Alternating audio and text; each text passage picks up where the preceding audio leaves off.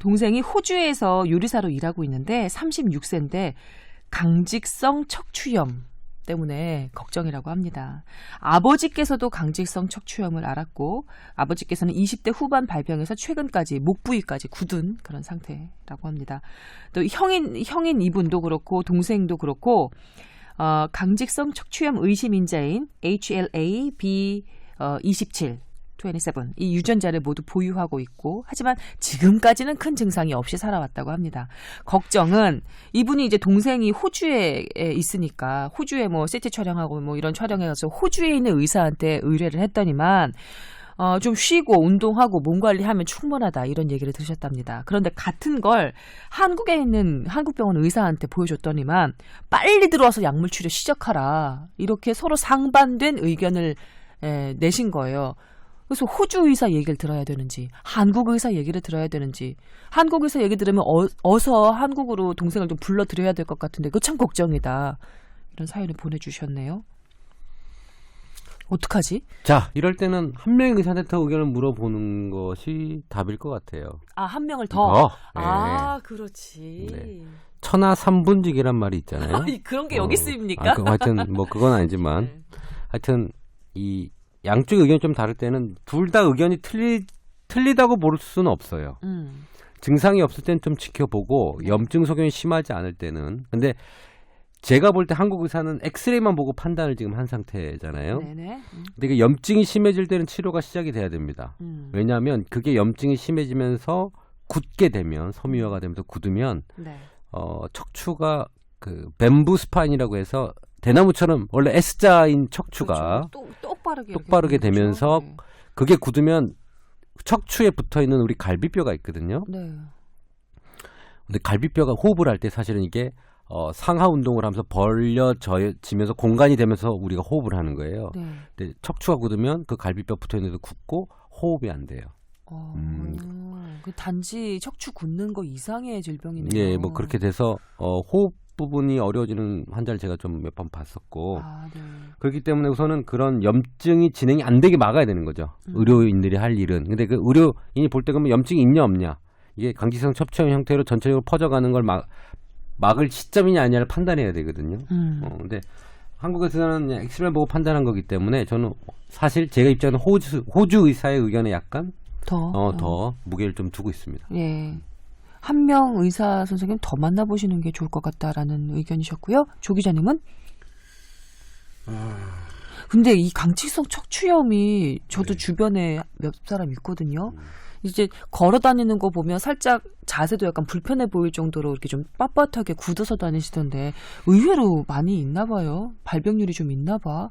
발병률은 그렇게 높진 않은데요. 그래요? 이게 유전적인 질병이기 때문에 그러니까 여분도 이제 아버지, 형, 동생 다 유전이 돼 있다고 하셨네. 그래서 피 검사를 해서 염증 수치를 보고 그다음에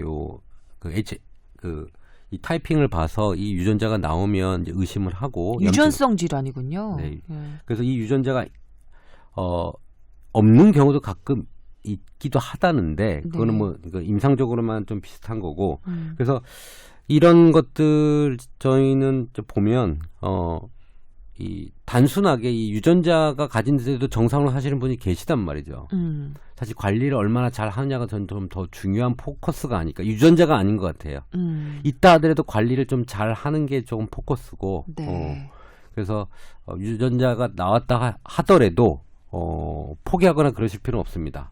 네. 이 사연 보내주신 분도 몸 관리, 운동이나 뭐 여러 가지 그런 것들을 좀 게을리하시면 안 될 것 같네요. 네. 일단 뭐 그 유병률은 0.1이나 0.2% 정도. 그러니까 1,000명 중에 한두 1명 뭐 이 정도라고 되어 있고.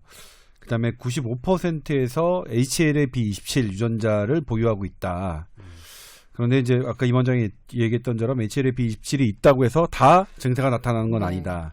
근데 치료 시기가 문제인데 일단 이게 완벽하게 병을 멈추는 그런 치료약이 개발된 상태는 아닙니다.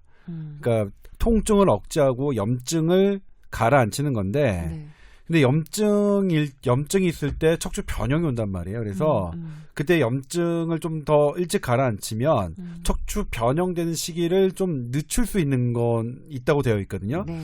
그런데 지금 여기 제가 지금 방금 교과서를 찾아봤는데 교과서에도 치료를 그러면 어디서부터 해야 되느냐는 안 나와 있어요. 이게 조금 어려운 부분인 것 같아요. 네. 근데 지금 관절에 큰 이상이 없고 그다음에 통증이 그렇게 없다라고 한다면 호주 선생님 말씀이 맞는 것 같아요. 그러니까 이제 우리 한국 선생님 말씀하시는 건 그래도 이게 염증이 있을 때 초기에라도 빨리 해야 척추 변형을 늦출 수 있으니까 그 의미에서 한 것 같은데 네.